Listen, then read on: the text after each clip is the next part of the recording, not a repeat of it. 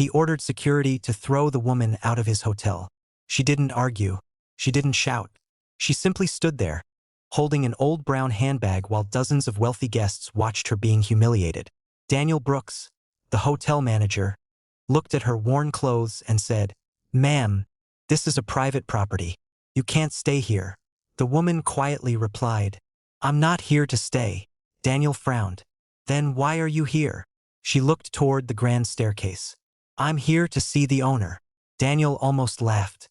But before he could answer, the hotel's owner walked into the lobby. He glanced across the room, saw the woman, and suddenly stopped.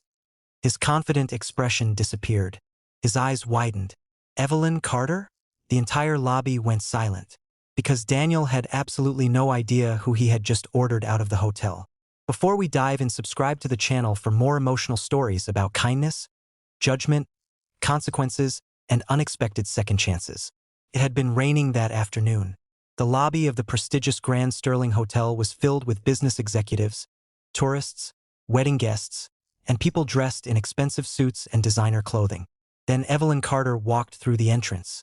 She wasn't dressed like the people around her. Her beige sweater was simple. Her long brown skirt was modest, and the old leather handbag hanging from her arm had clearly seen better days. She approached the front desk. "Excuse me, I'm here to see the owner." The receptionist looked at her. "Do you have an appointment?" Evelyn smiled politely. "He knows I'm coming." The receptionist hesitated. Before she could say anything else, Daniel Brooks appeared. Daniel was the hotel's general manager.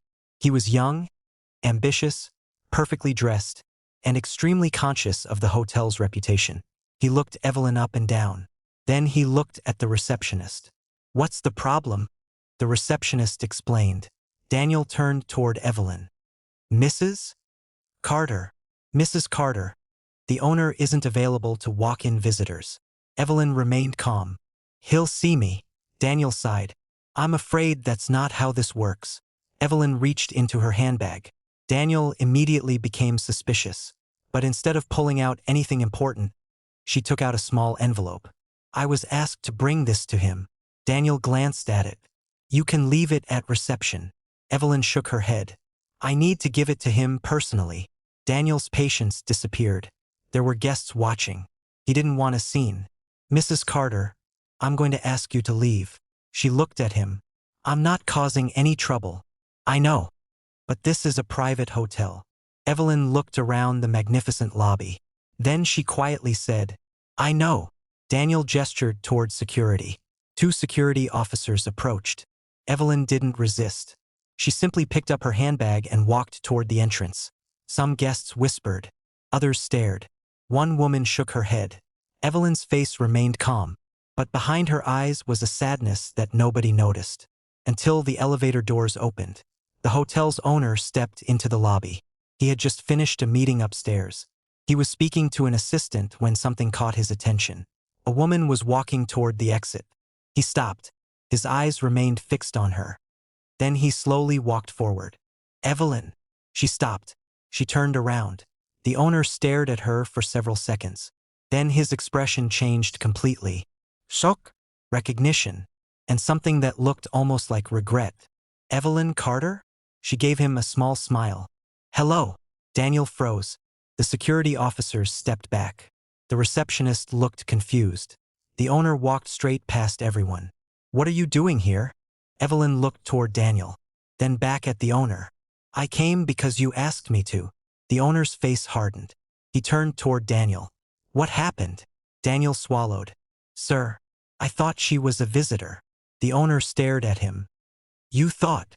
Daniel's confidence disappeared. "She didn't have an appointment listed." The owner looked at Evelyn's old handbag, then at the envelope in her hand.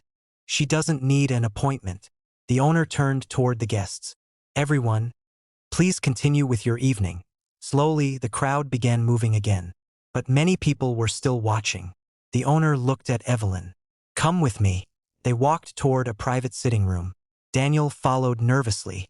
Once the door closed, the owner finally spoke. "I can't believe this happened." Evelyn sat down. "Neither can I." Daniel stood silently. The owner looked at him. "Do you know who Mrs. Carter is?" Daniel shook his head. No, sir. The owner looked at Evelyn. 15 years ago, this hotel was almost bankrupt. Daniel listened. My father was ready to sell it. Evelyn remained quiet. Then one person stepped in. Daniel's eyes widened. The owner continued. She invested her own money. She helped restructure the business. She saved hundreds of employees from losing their jobs. Daniel looked at Evelyn. The woman he had just treated like an unwanted guest had once helped save the entire hotel. But there was more. Evelyn placed the envelope on the table. Your father gave me this before he died. The owner stared at it. He slowly opened the envelope. Inside was an old letter. He read it silently. His expression changed.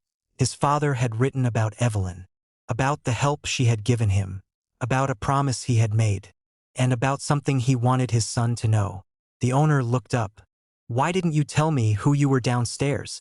Evelyn smiled sadly. Because I shouldn't have to prove my worth by telling people what I've done. Nobody spoke.